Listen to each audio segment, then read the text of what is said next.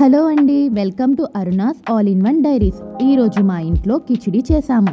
దీన్నే తెలుగులో పులగం కూడా అంటారు. సో దాన్ని తయారు చేసే విధానం చూసేస్తామా? ఫస్ట్ మనం రైస్ని బాగా వాష్ చేసుకోవాలి. వాష్ చేసిన రైస్ని రైస్ కుక్కర్లో వేయాలి. మేము ఇది రైస్ కుక్కర్లో చేస్తామండి. చాలా ఈజీగా, సింపుల్గా, తొందరగా అయిపోతుంది. ఇప్పుడు ఆ వాష్ చేసిన రైస్లో కొంచెం వాటర్ వేయాలి.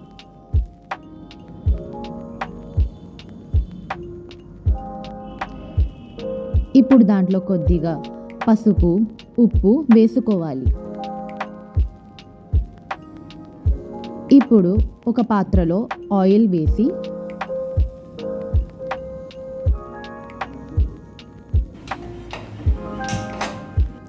దాంట్లో లవంగం, చెక్క, కట్ చేసిన ఉల్లిపాయలని, మిరపకాయలని వేసుకోవాలి.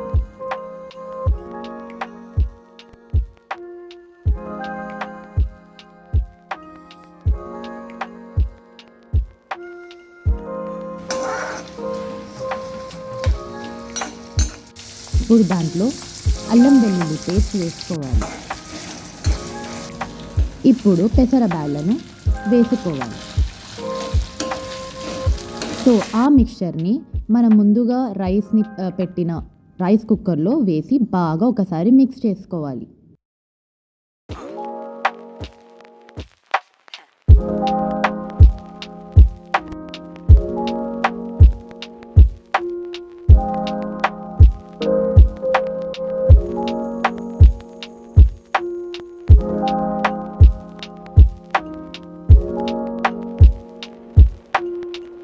అంతే అండి, చాలా సింపుల్గా, చాలా టేస్టీగా కిచిడి రెడీ.